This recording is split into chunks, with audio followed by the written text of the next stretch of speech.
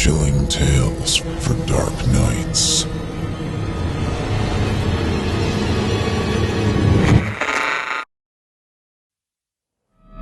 The following program is intended for mature audiences and may contain strong language, adult themes, and content of a violent and sexual nature which may not be appropriate for everyone.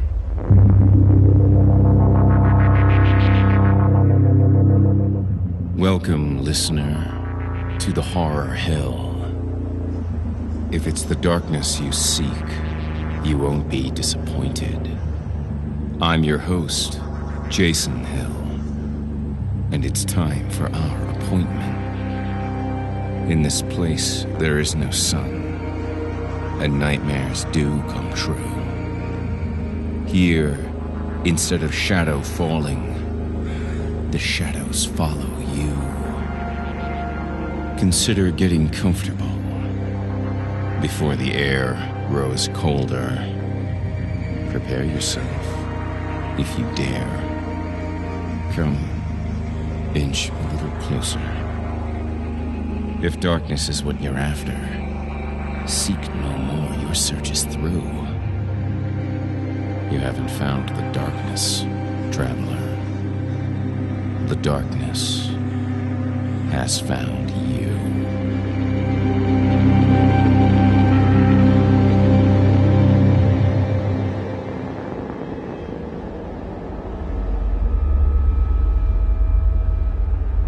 We have two stories for you this evening, but be warned.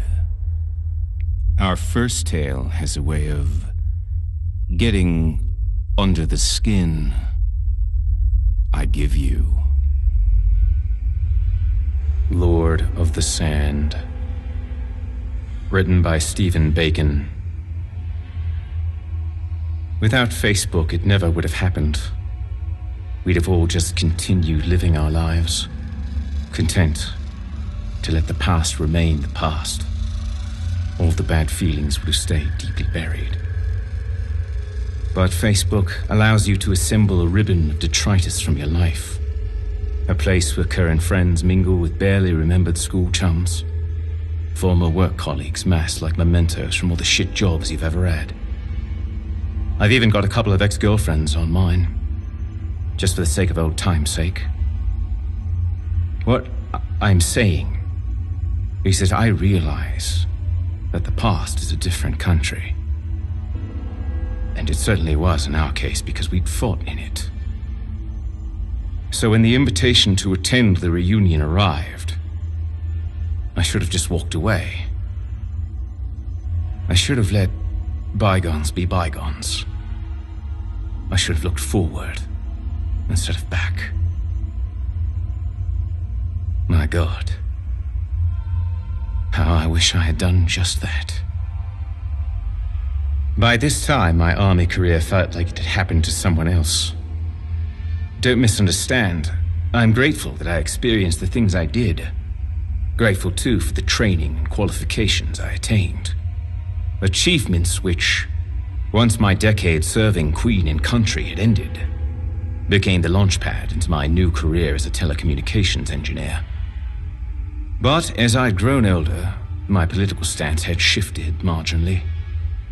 Operation Desert Storm had seemed an absolute necessity at the time. However, things had changed. I now felt uneasy about the way the West was dealing with the Middle East. 25 years had made one hell of a difference. Christ, I'm starting to sound like my dad. Anyway, the reunion of the Royal Regiment of Fusiliers 3rd Battalion was arranged for December 2nd in the function room of the Golden Plover, 4 miles outside of Hastings. It had been chosen largely due to its accessibility from London and its close proximity to the home of the organizer, Sean Adams. I hadn't seen Sean, or Beaky, as we called him, since Fallujah 1991.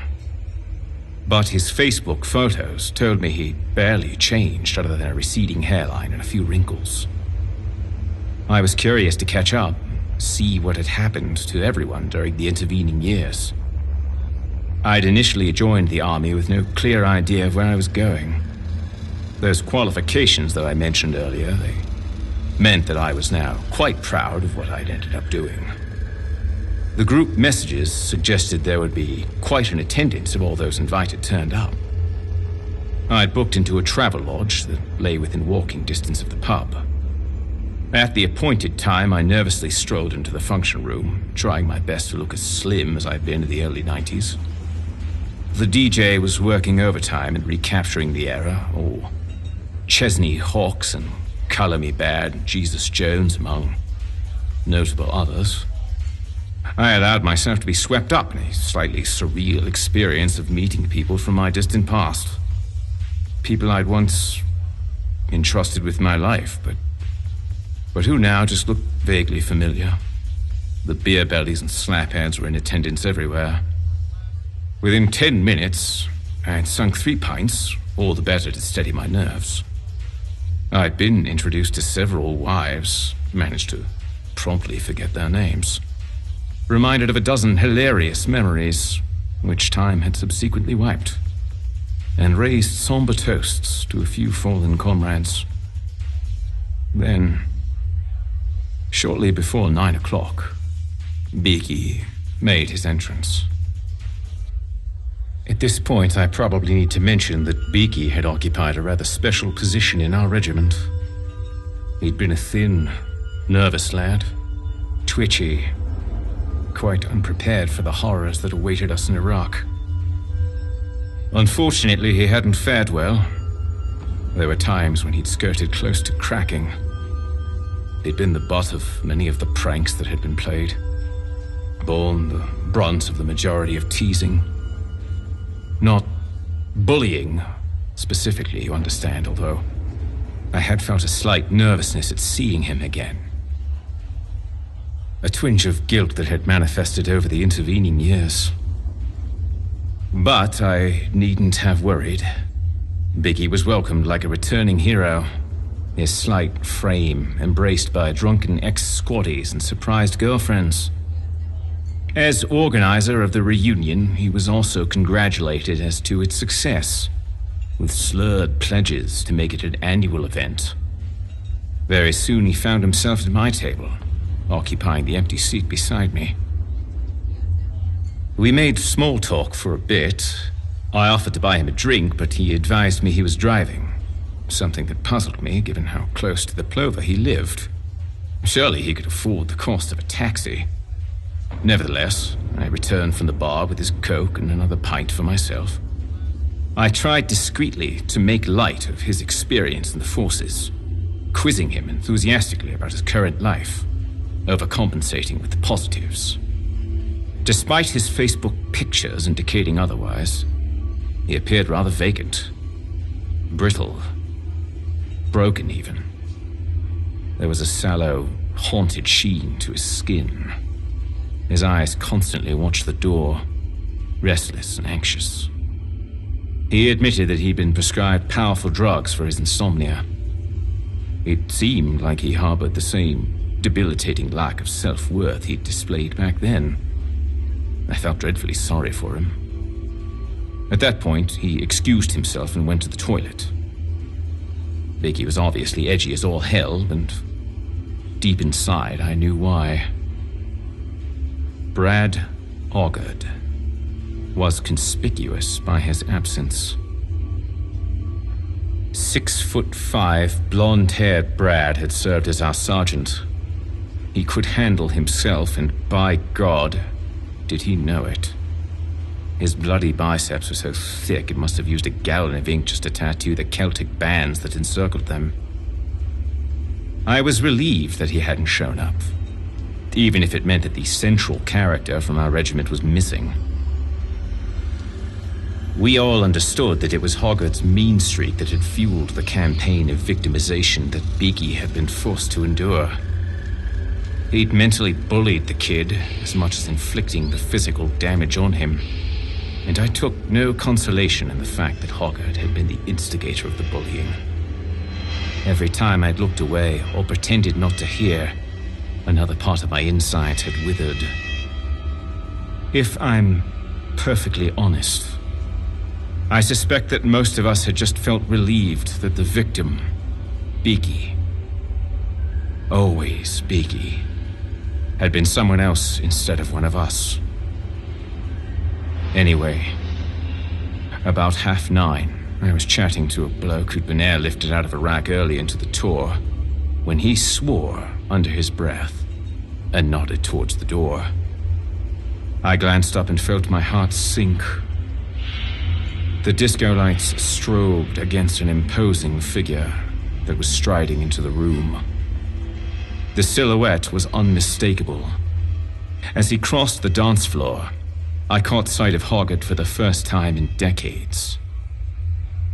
It seemed like nature had played a cruel hand. Unlike the rest of us, all beer bellies, wrinkles, bald heads, and jowls, Hoggart had apparently taken very good care of himself. His hair was fashionably cut, a tight shirt accentuating his flat stomach and defined muscles. I noticed quite a few wives and girlfriends watching his progress as he strode over to our table. His skin looked like he'd been fucking airbrushed. I stood and tried to spot Beaky at the bar. Several lads cautiously greeted Hoggart, and he'd seemed to bask in the attention. I headed to the bar to distract Beaky, maybe even prepare him for the appearance of his nemesis. Someone turned and I heard him mutter, "Why the fuck has he been invited?" Someone replied, "Which dickhead invited him anyway?" I shrugged, and in that moment I decided to take on the role of peacemaker. But in the end, it was all needless anyway. The evening progressed not at all in the way I had anticipated. Hoggart actually proved to be, whilst not exactly likable, extremely more amiable than he'd been as our sergeant. His career hadn't progressed further than sergeant, however. That may have had more to do with his overt sociopathic tendencies than any lack of ambition. And I was heartened to see that Beaky had let bygones be bygones. At one point, I even saw them laughing together. By the time last orders were called at the bar, the whole place had slipped into a merry state of inebriation. We'd all had a bloody good time. My ears were ringing with the music, and I glanced about, intending to get in a final round of drinks. It was then I spotted Hoggart, slumped forward across a table nearby.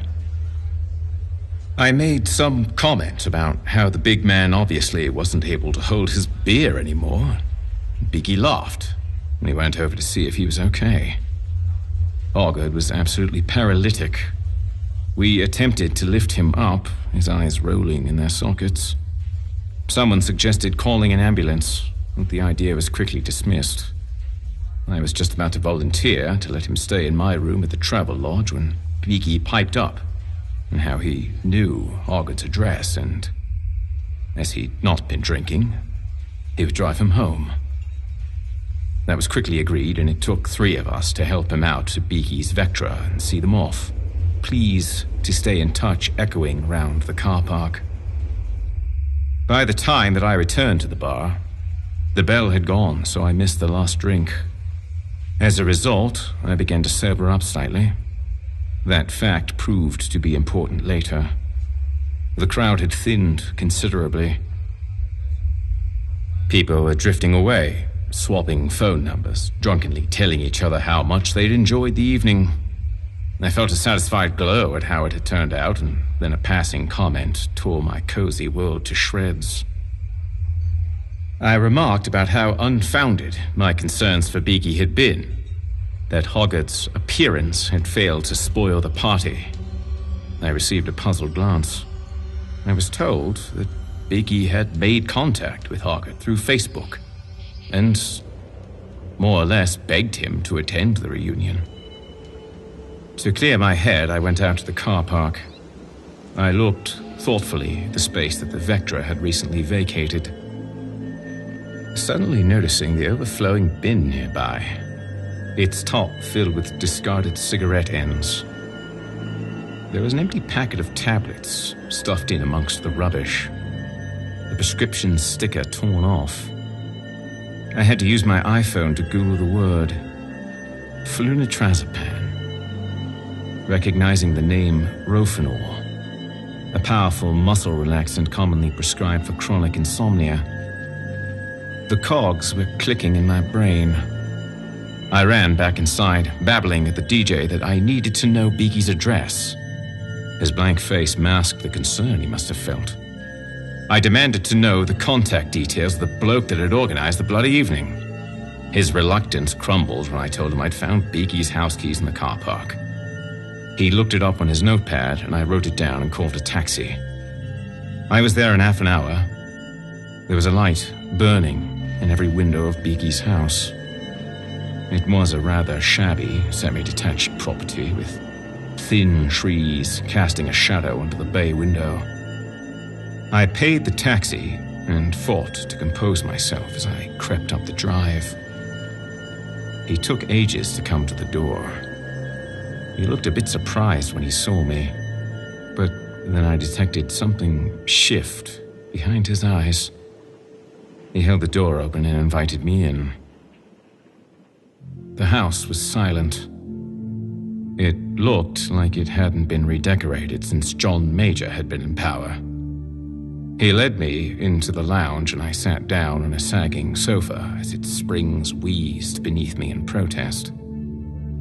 Drink? I shook my head. I'd had enough. Besides, I felt rather sick. Where's Hogg? He shrugged.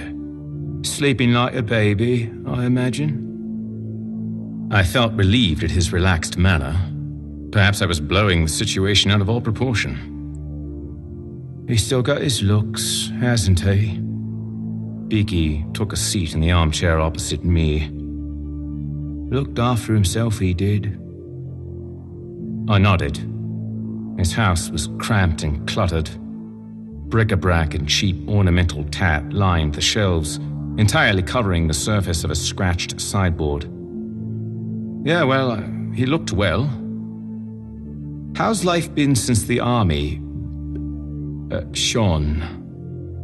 He shrugged. Not too bad, I suppose. He looked up sharply. I enjoyed my time into forces, you know, despite what happened. That's good to hear. Do you think about them days much? I shook my head. No, it feels like it happened to someone else. The silence had descended then was bloated and dense. To break it, I said, Do you? A thin smile played around his lips. He said quietly, Oh, I try not to. To change the subject, I glanced around. You got a nice pad here. He raised his eyebrows. Oh, it suits me well enough. I got everything I need here. I don't have many friends. I nodded slowly. Something on a wooden cabinet in the corner caught my eye. What's that there? Oh, those are my boys. My little boys. I stood and approached. It was a large glass tank. There was a metal lid on top, housing a heater. The interior of the container was dark, deliberately steeped in shadow. A stack of rocks lay half buried in a deep layer of sand. I bent and peered into the far recesses of the tank. What have you got here? Beaky moved behind me. Well, I suppose there are my mementos from our time in Iraq. Do you bring anything back with you? Any trinkets? I looked at him sharply, studying his face. I was thinking of what I had hidden in my loft, wrapped in a plastic bag, an automatic handgun, its serial number filed blank. I turned back to the tank. My God, what is it? Lords of the Sand. He moved his face close to the glass. They're my two little babies. His voice had taken on a detached, dreamlike quality. I stared into the tank, my eyes picking out the nest of threads that lined the shallow burrows of sand. I could make out the desiccated husks of several large crickets tucked into a niche. Slowly, expectantly, something scuttled out of the darkness. I could discern the fine hairs that coated the spider's pale legs. Its grotesque mouth anatomy twitched, lending it a monstrous image. Camel spiders, or wind scorpions they're sometimes called, universally feared in the Middle East. Whilst not dangerously toxic, they possess powerful jaws which can inflict great damage on larger mammals. Some of the African lands refer to them as beard cutters, due to their reputation for clipping hair from sleeping men in order to line their burrows. I thought that was a load of old bollocks, but out in Iraq I had once seen one kill and devour a huge lizard. It was brutal, unforgettable. It was said that the bite released an anesthetic toxin, which allowed it to chew away at the prey's numb flesh without detection. Several years ago, I'd watched a documentary on the National Geographic Channel, where a camel spider had eaten the leg of a sleeping cat, stripping the flesh down to the bone. They were known as the Lords of the Sand. Christ, mate. Why do you want these fuckers as pets? I was caught halfway between repulsion and fascination. Beaky smiled then, and I noticed his lidded eyes were cast low. I became obsessed with them out in Fallujah. They just seem to represent something that struck a chord with me, I guess. They can actually attack camels, you know. I imported this pair years ago. My eyes searched for the other one, the unseen partner. I was only vaguely aware of what Beaky was telling me. I find them fascinating. How something of this size can be unafraid of taking on something as large as a camel. It's quite admirable, don't you think? The bigger they are, and the harder they fall. Something clicked in my brain. I turned to him. Beaky, where is the other one? I can only see one here. He laughed sharply. His face now looked reptilian and unreal. I felt the hairs on my forearms bristle. Oh, the other one is, feeding. I peered closely at the tank. Where? I've kept the other one isolated for a week or so. He turned away, just to get him nice and hungry. In a second, I was pushing past him, moving out of the lounge. The dining room was in darkness, but I could see the light spilling from the stairs. I bounded up them two at once. All good! My voice sounded deafening in the silence. I reached the top of the stairs, feeling disoriented by the doors that faced me. Instinctively, I moved to the left, barging the door with my shoulder. It was the spare bedroom. A lamp illuminated the room from its place in the bedside cabinet. The next few seconds were difficult to comprehend because I experienced everything in an instant. A shape was rising from the bed, sluggish and leaden. As I took in the sight of the figure, I stepped backwards. Vaguely, I recognized Hoggart from his clothing, although at first, I had the impression that he was wearing a mask. The lower half of his face was a ruined mess. There was a gaping red hole where his nose should have been. Pale strands of gristle protruding through the blood-stained remnants of his nose. His teeth were exposed in a fearsome grin. The skin around his lips was gone, revealing a slender jawbone. And there was very little blood. His eyes blinked mechanically, betraying the fact that he was even alive. How could he be? The lower half of his face had been stripped away, consumed. His legs wobbled, and he stumbled back against the bed. I had a feeling the drug was wearing off. His wrecked face was rendering the cries unintelligible. And then I spotted the huge spider on the duvet. It looked bloated, satisfied. Its legs trembled horribly. I flicked the material of the duvet and it fell to the floor, trying to scuttle away. My boot stamped quickly, squashing it against the carpet. Pale legs twitched.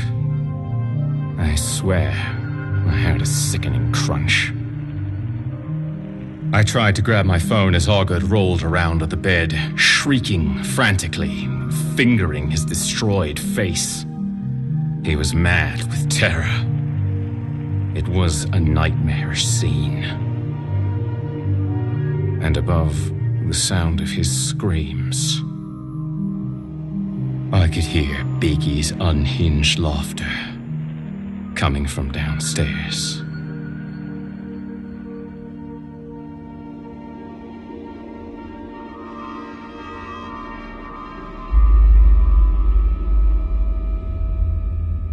Well, I suppose there's nothing quite so satisfying as an old itch scratched.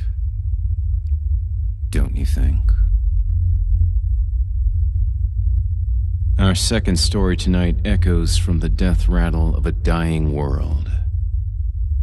I give you Contractions, written by Kevin David Anderson. The day Aaron realized he wanted to eat his children, he knew he'd have to leave. The urges were first revealed in nightmares with gruesome cinematic clarity. A horror show, starring him in a reel of blood and pain. But now the scenes of him feasting on his own offspring ran in high definition in the wake of day. Like the other men before him, it was time to say goodbye before he did something that no man should have to live with. No sane man could live with. "Stay another night," his wife said. "Just one?" Aaron held her boneless hands and pulled her aquatic-looking limbs around him. Tears streaked her pale cheeks. "Heather, you know that I can't." He brushed a wisp of hair from her face and felt the strength of her new limbs encircling him. Like other women in town, Heather's arms had transformed. Seemingly overnight, human skin and fingers had given way to tentacles that could stretch far beyond their length. Just how far, no one really knew. But yesterday, she had closed the front gate outlining their property without leaving the porch. "I would stop you," she said, if you tried to hurt the children." "Please don't make this harder than it is," Aaron whispered. "I got the urges, and I can't stay." Heather's arms held him in place like pythons, constricting, suffocating. Her cheek nuzzled the silver memento around Aaron's neck, a modest cross. She pulled back slightly. "I can't understand why you wear this. You don't even believe." "You gave it to me," Aaron said. "That's reason enough." She looked up into Aaron's eyes. "I don't want you to be alone when it happens. No one should be alone." Aaron touched the cross with his fingertips. "I won't be," he said. Iggy Patel is going with me." Heather almost laughed. "Iggy Pat? You don't even like him." Aaron chuckled and rested his forehead on hers. "Actually, I hate his guts." They both laughed. "Take care of our girls," he whispered. He said this knowing she would slay anyone that came near. "And if you see me again, you know what must be done." She nodded, closed her eyes, and released her husband of 15 years. Aaron picked up his pack and shotgun, stepped off the porch his grandfather had built, and began walking, never looking back. As he passed through the front gate, he held an image of his family framed in his mind. His 4 girls, all sandy blonde peppered with cinnamon freckles, standing around their mother.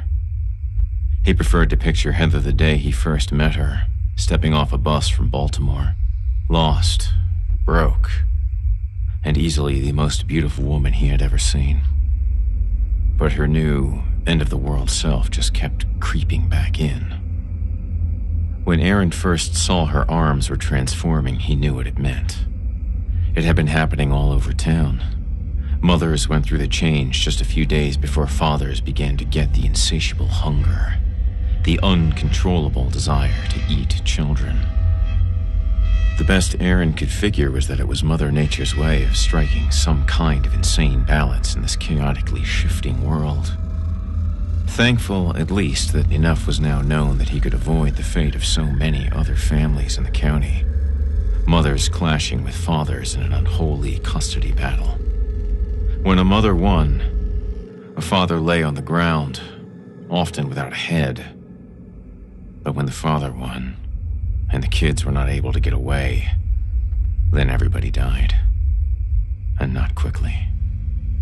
It should have seemed horrific, Aaron knew. The idea of eating his children, his own children. But it wasn't. And it terrified him. So much had changed in the last 2 months since the universe had stopped growing. No, that wasn't what they were calling it. Expanding, he remembered. At first, it was believed that the global changes were the result of an industrial accident in space. But no amount of orbiting toxins could account for the fact that rocks now sometimes exploded. Rabbits gathered in ferocious, carnivorous packs. And the color yellow was now incredibly painful to touch. The last scientific expert Aaron saw on CNN before all broadcasts stopped claimed the universe was now snapping back, contracting. And the laws of physics, laws that once made the world a place of reason and understanding, were now mere suggestions that nature could ignore as it saw fit. It was as good an explanation as any, Aaron had thought at the time, while watching the scientist illustrate his theory with an elaborate equation that he didn't really have the remotest chance of understanding. But deep down, he knew nobody really had a clue as to why it was all coming to this strange end. To his mind, a physics equation couldn't explain why the trees all lived underground now, or why the clouds had decided to hunt and feed on airplanes. Iggy signaled Aaron with a gentle wave as they met up on the edge of town, neither saying more than 2 words to one another before heading out. Aaron stayed a good 10 paces behind Iggy, hoping that the distance would discourage any notion Iggy might be entertaining of starting a conversation. He had nothing to say to Iggy, and he hoped to God Iggy didn't have anything to say to him. By mid-afternoon, Aaron could smell Iggy's physical effort wafting back to him on the trail. It curled his nostrils, and he lingered farther back. There wasn't much else to compete with the odor. Flowers no longer bloomed, and the fresh air just didn't seem so fresh anymore. Staleness rode the breeze, bringing with it the gentle reminder that it was all just winding down. Aaron was thinking about tying a bandana around his face to mask Iggy's stench when he felt the contraction coming. Just a trembling in his bowels at first, but within a few seconds the entire planet vibrated. When a contraction came, there were 2 choices. Hold on to something solid. Try to remain standing. Or lie down flat on your back, eyes toward the heavens. And just pray that God still gives a shit. Letting his pack fall to the ground, Aaron dropped fast. He pressed his hands flat, palms down into the dirt, and held his breath. His guts ached. Gas expanded inside him, and he felt like his head would pop. He fought against his fear to keep his eyes open. If this was it, the last and final one, then Aaron wanted to see it. Face it. Gaze down its gullet and maybe, just maybe, catch a glimpse of what would come next. The afternoon sky folded in on itself to the relentless pounding of thunder. Clouds appeared, then vanished in the span of a moment, and just when Aaron thought it was over, then came the pressure. Like weights pressing down on his body, a jolting acceleration, the entire planet becoming a roller coaster, plunging downward, banking hard to the right, then snapping back harder to the left. Stomach acid burned the back of Aaron's throat. His eyeballs grew heavy. The vibrations in his skull seemed to be trying to shake away the memory of all that he held dear. Who he was, the girls, Heather, and then, as quickly as the contraction came, it vanished.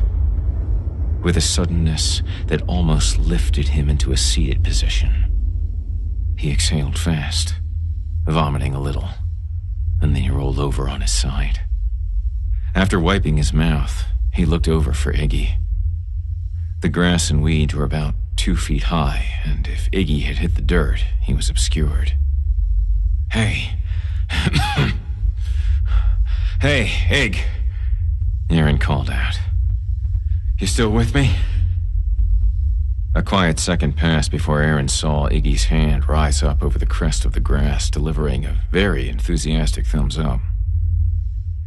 Oh, am I crazy? Or are those getting worse? Iggy said, his voice somewhat muffled by the grass. Aaron pushed himself up and wrapped his arms around his knees. No, I don't think that was any worse than this morning. But Aaron didn't really believe that. Dealing with 4 young girls, he had become accustomed to downplaying almost anything put in front of him as a means of comfort. It had worked, for a while. But then the contractions came. At least that's what a physicist at some university Aaron had never heard of had decided to call them. Some other scientist had tried calling them celestial gravitational subsonic inversions, but the name just didn't stick. But whatever they were called, they were definitely getting worse. No contraction had ever produced vomit from him before. And although the pressure was always there, that last one felt like an elephant squatting on his chest. No, I disagree, Iggy said, beginning to stand. I definitely think that they are getting worse. He picked up his pack. I just wish that I knew why. Iggy was like that. Aaron remembered him from high school, always asking questions, always wanting to understand. But trying to understand the physics of the end of the world was like trying to understand why the left sock always disappeared from the dryer. No one was ever going to truly understand why cars now drove themselves or why mountains disappeared in the night. The end of the world had its own understanding. Iggy was nearly to his feet when he suddenly froze, eyes forward. Aaron tried to find what Iggy was locked onto, but he saw nothing. A few still beats passed. Aaron held his breath. Then Iggy craned his head back, making several quick hand gestures. They hadn't worked any signals out beforehand, but it didn't take a codebreaker to surmise what Iggy was saying. Aaron got the message crystal clear. They had company. With the ears of an experienced hunter, Aaron turned into the sounds. There were at least 2 different approach patterns, one to the right, the other dead ahead. Iggy gestured, identifying what kind of creatures were about to strike. He wiggled his fingers and forearm, mimicking the motions of a snake. The ones that slither, Aaron thought to himself. He gripped his gun, scanned, and tried not to breathe. The former mammals that had lost most of their bones usually hunted in pairs. Attacking so fast, victims rarely had the opportunity to scream before being swallowed alive. Aaron motioned back for Iggy to draw a bead on the one in front while he targeted the one on the right. He had just gotten his gun up and checked the sights when the tall grass moved. Flecks of auburn hair weaved in the fading sunlight, then dove like a sea serpent moving across the ocean's surface. Aaron followed the bending grass, trying to find an opening. He soon realized that if he waited for a clear shot, it would be on him before he got a chance to fire. Narrowing his gaze, he anticipated the thing's route and took aim.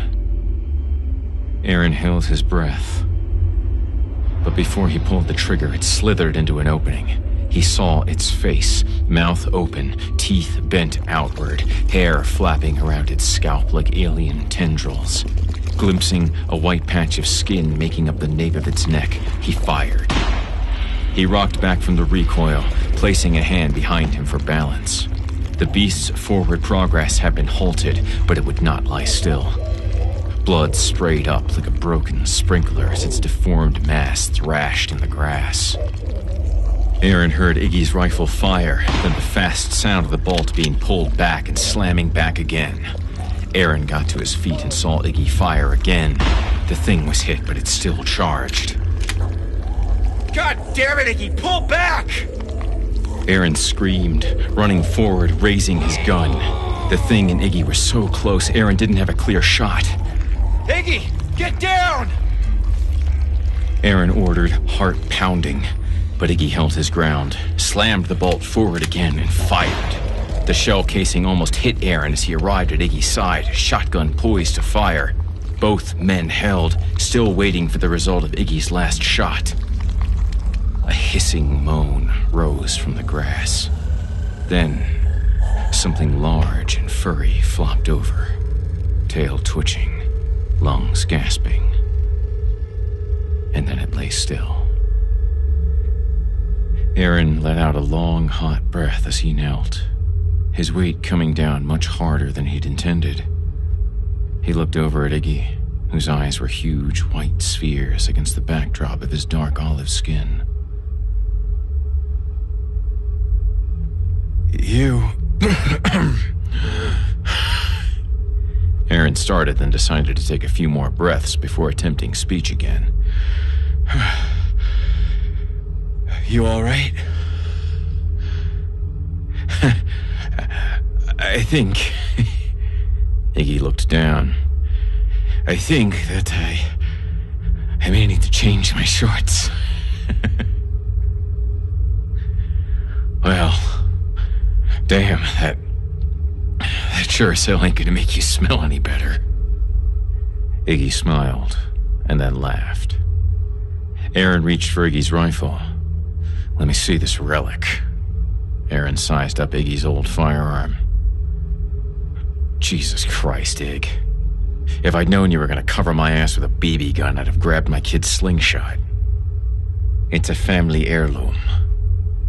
Well, your heirloom just about ended you. Next time, why don't you just try harsh language?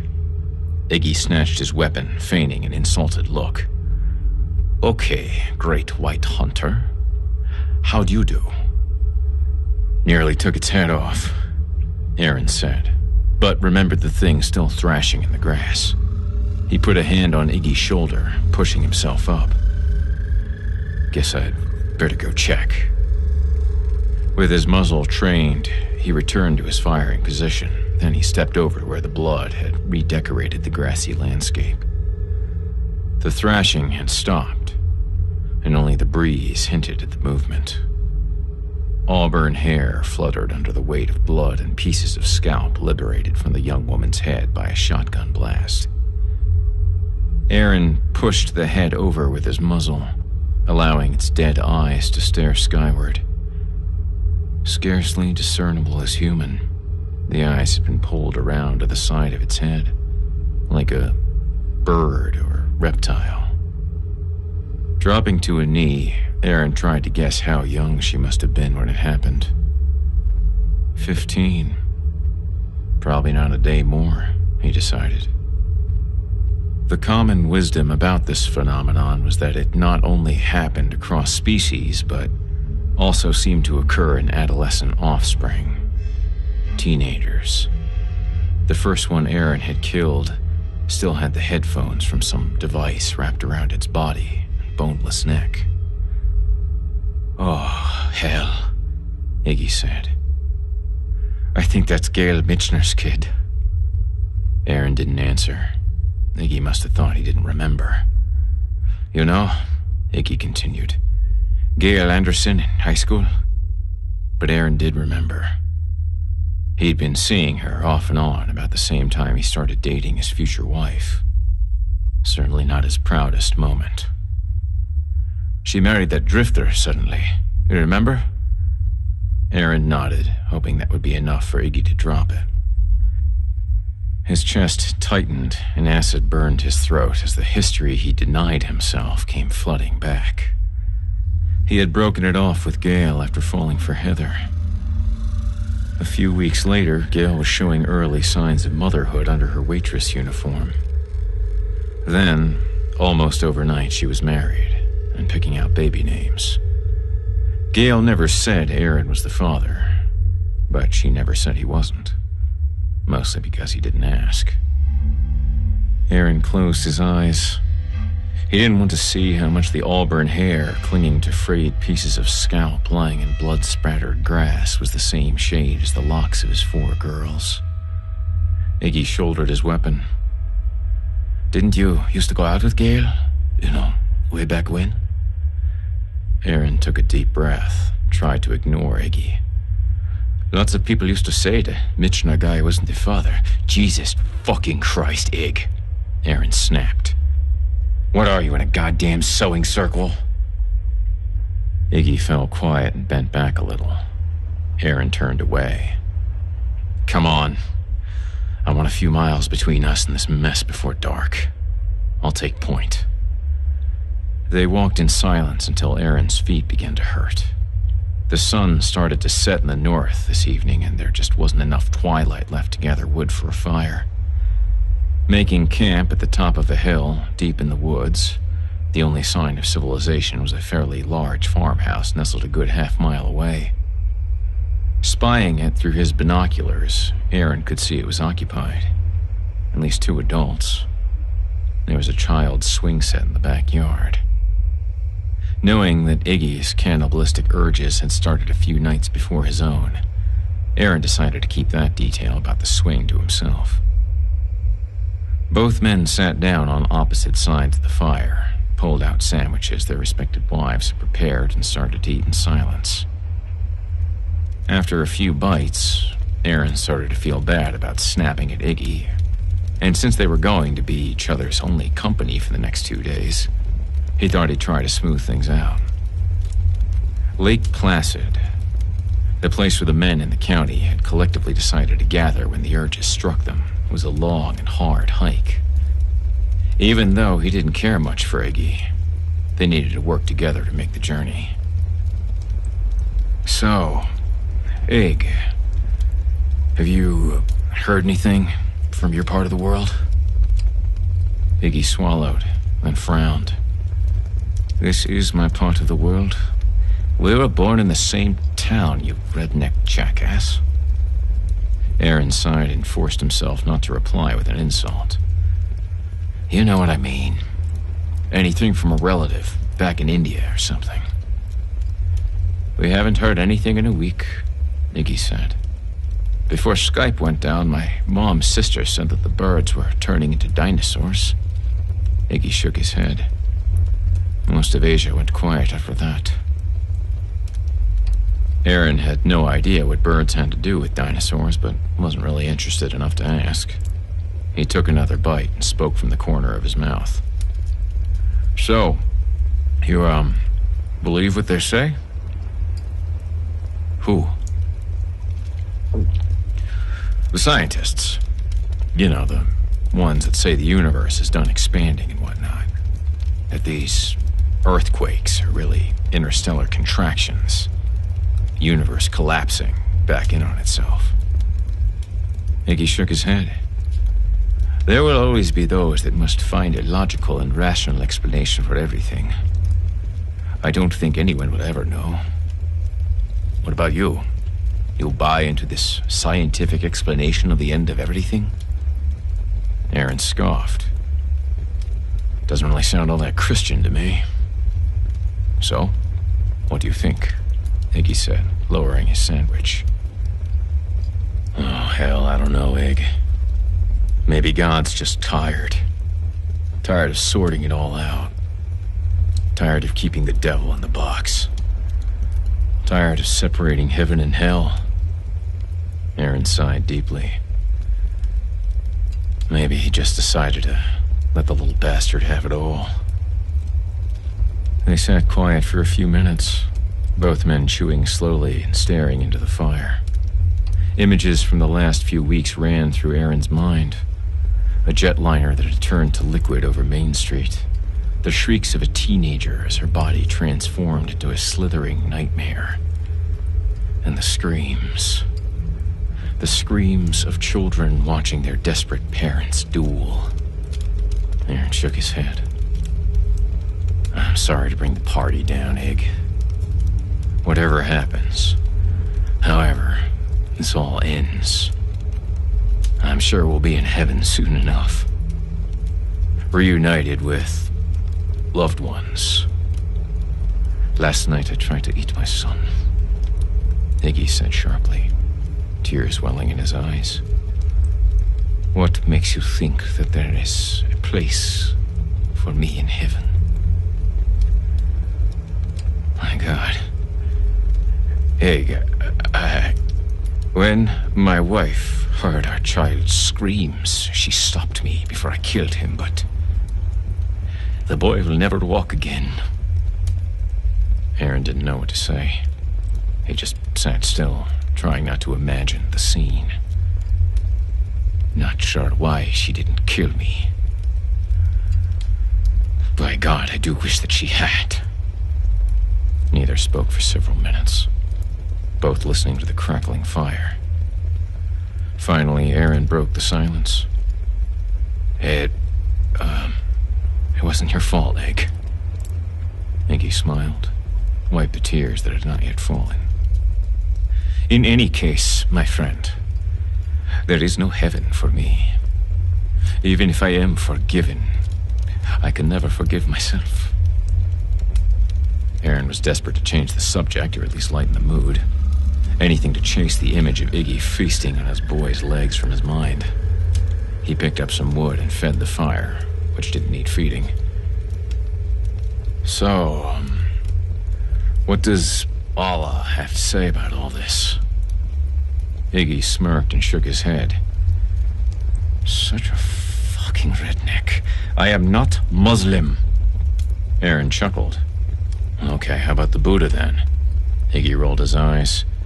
I am Hindi. Aaron shrugged. Well, that still doesn't clear much up for me. No kidding. Iggy put down the balance of his sandwich in order to use both hands as he continued.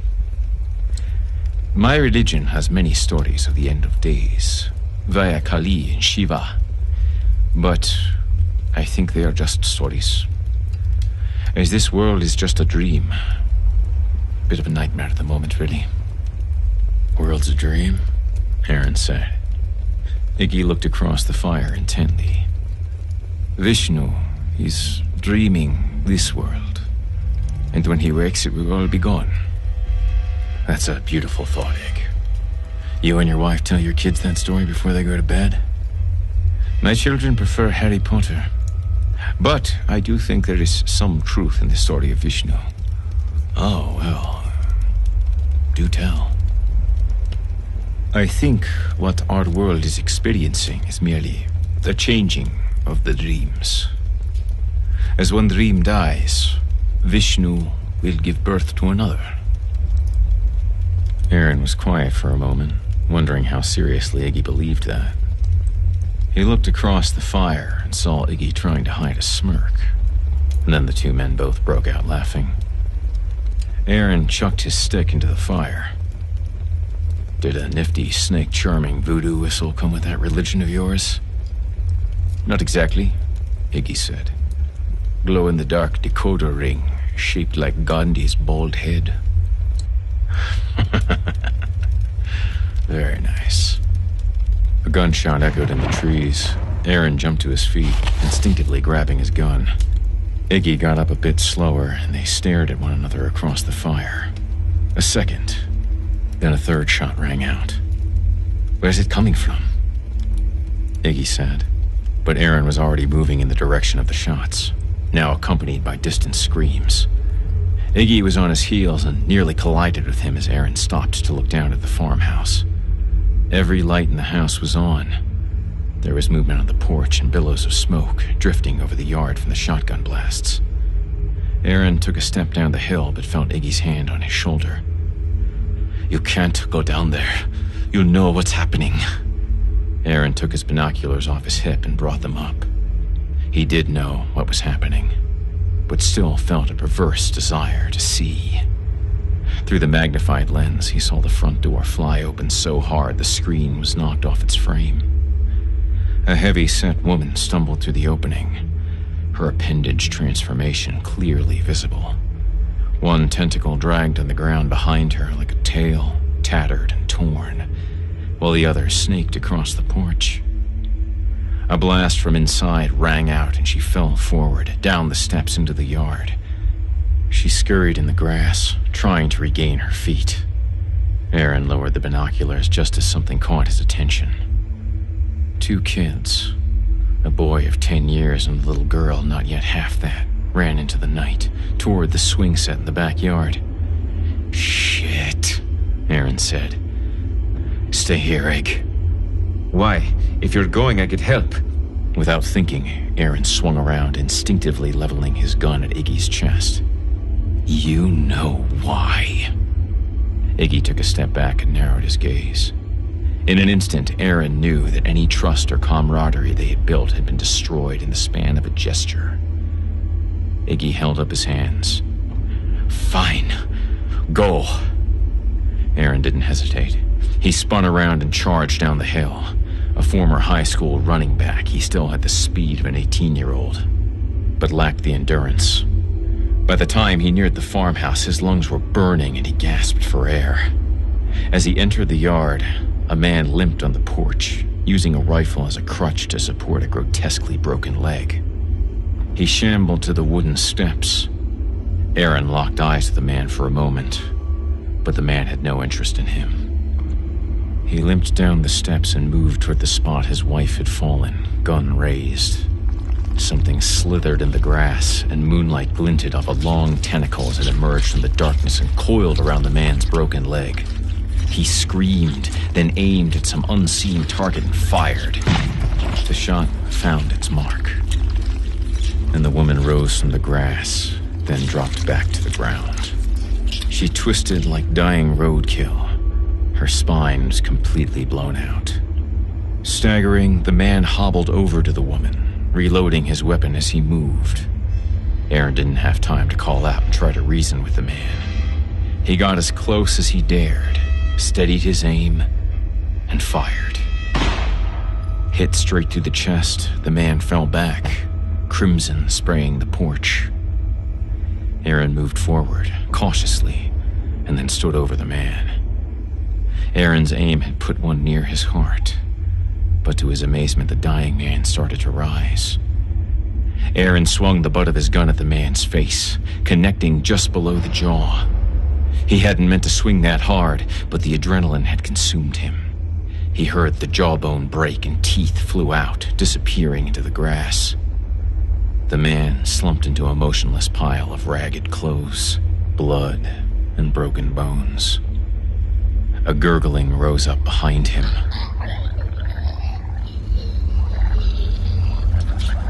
Aaron knelt down next to the woman, her only functioning tentacle flopping in the grass like a fresh catch suffocating on the deck of a fishing boat. The light was fading in her weary eyes, and Aaron gazed deep, looking for any sign of lingering humanity. But all he saw was the raw instinct that fired a mother to protect her offspring. Primal instinct. Animal instinct. My God, he thought. Is this what Heather is now? For a moment, he was glad he wasn't with her. He could never bear to see her become this. She continued, tears of red lining her cheeks. Aaron got to his feet, preparing to use his next shot to put this animal down.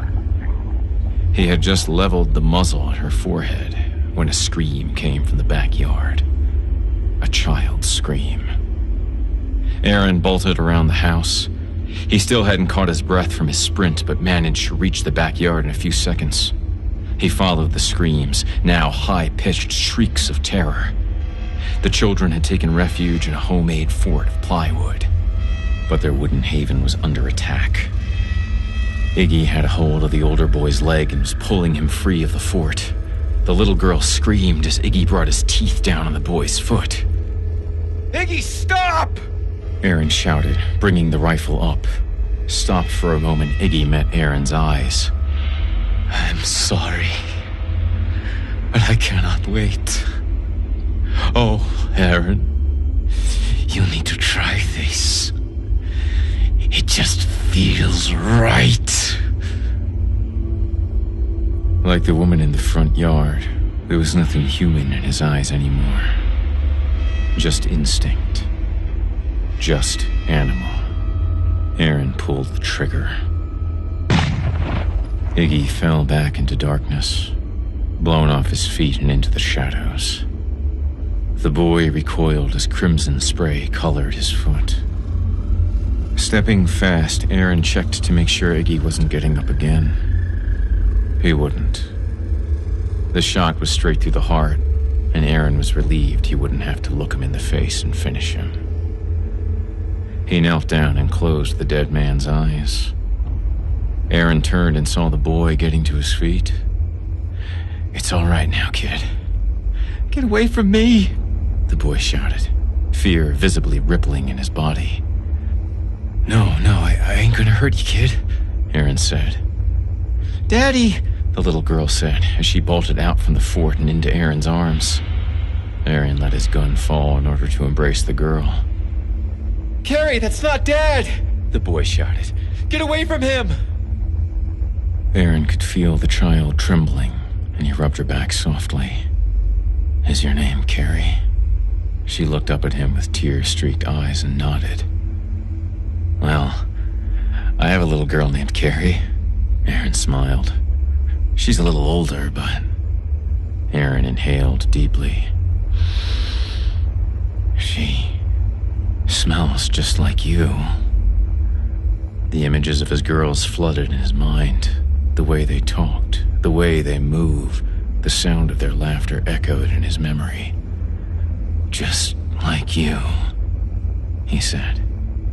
He brushed her hair with his hand, which seemed to calm her. Calm her in a way it did a chicken, right before lopping its head off. There. No more tears." Aaron was surprised at how soothing his voice had become. And then he had an outlandish thought. An alien idea at first, but it also made a strange kind of sense. He speculated as to how much pressure it took to bite through a child's skull. Could he do it in one try? Or would he have to gnaw at it like a dog chewing a bone? Maybe, if he could just get the angle right. "Get away from her!" came a voice far outside his thoughts. He felt something strike the side of his head, and as he fell back, he saw the silhouette of a boy swinging his gun. With his back flat on the ground, Aaron felt it first. The earth was beginning to shake. Another contraction was coming. Looking up at the stars, now tracers of dotted light, he shouted, "Kids, get down!" He couldn't see if they obeyed as the bone-breaking pressure came much, much faster this time. Heavy and violent. He tried to turn his head, but the blow to his skull sent pain down his neck. With his gaze locked straight up, he had a spectacular panoramic view of a once-in-a-trillion millennium event blossoming directly overhead. The blurry lines of stars winked out like dying light bulbs in a distant and unreadable marquee. Then, very thin at first, a glowing line bisected the night sky, dilating as it stretched across and beyond Aaron's vision. The Milky Way-sized fissure began to open, ripping the heavens in half.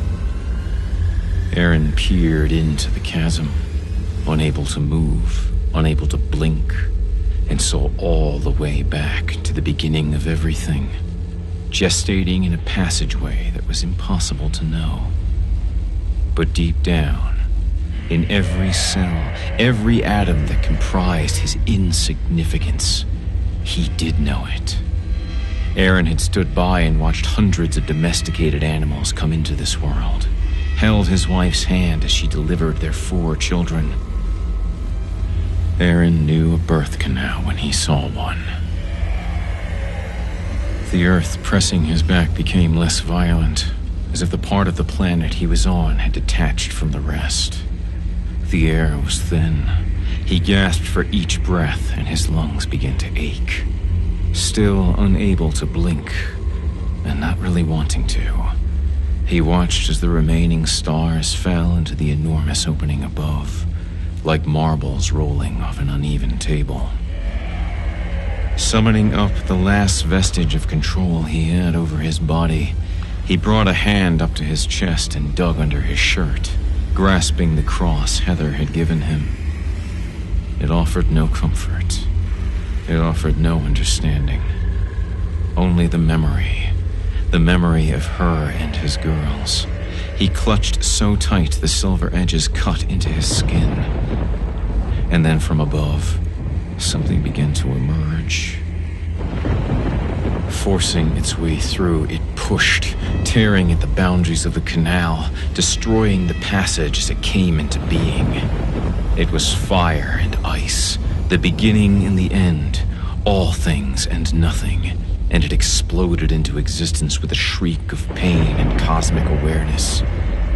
It was the end of one dream, and the beginning of the next.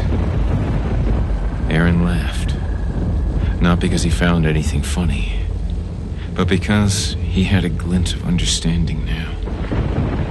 Not much, but it was enough.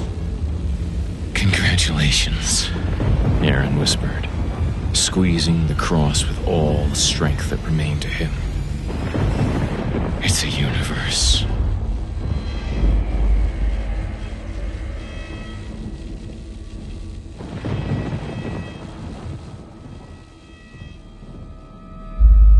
Thank you for joining me tonight at the Horror Hill. Lord of the Sand was written by Stephen Bacon.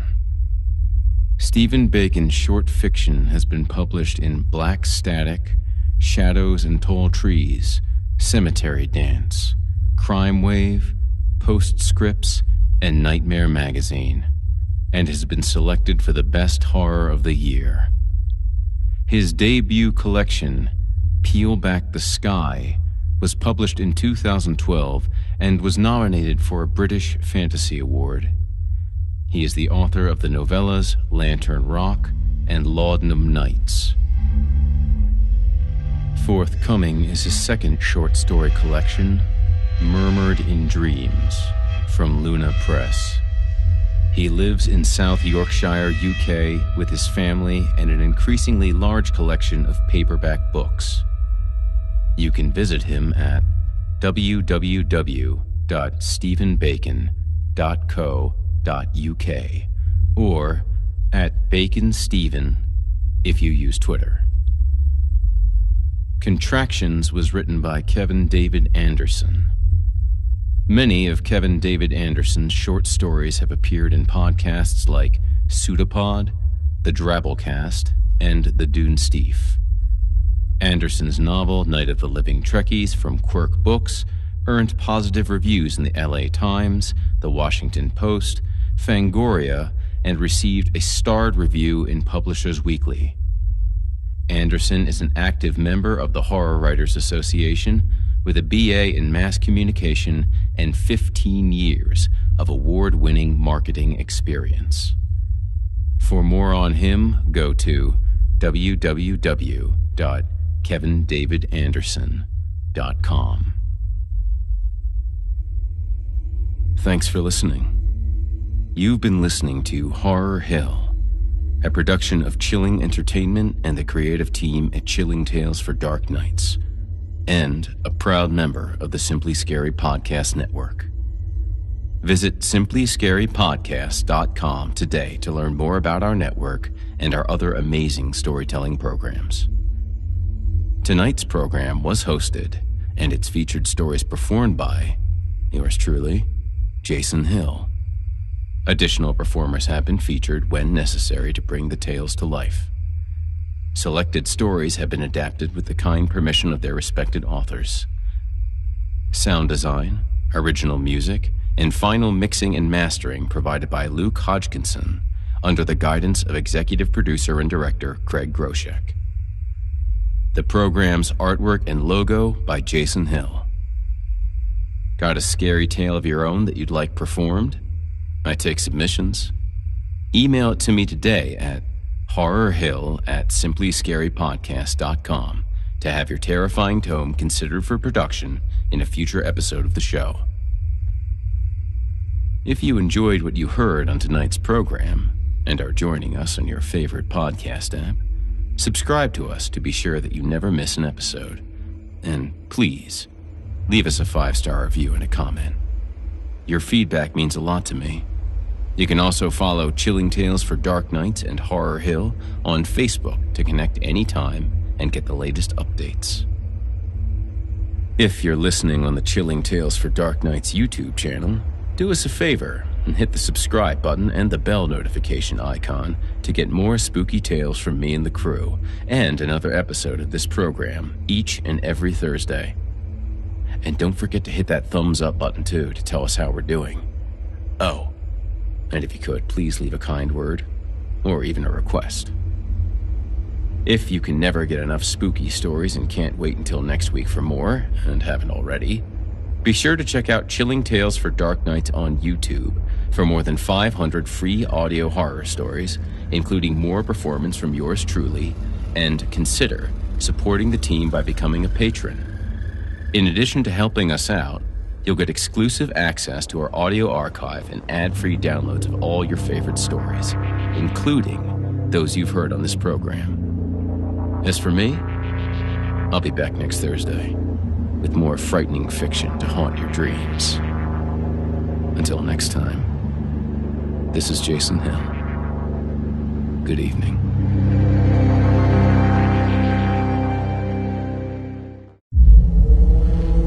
Chilling Tales for Dark Nights.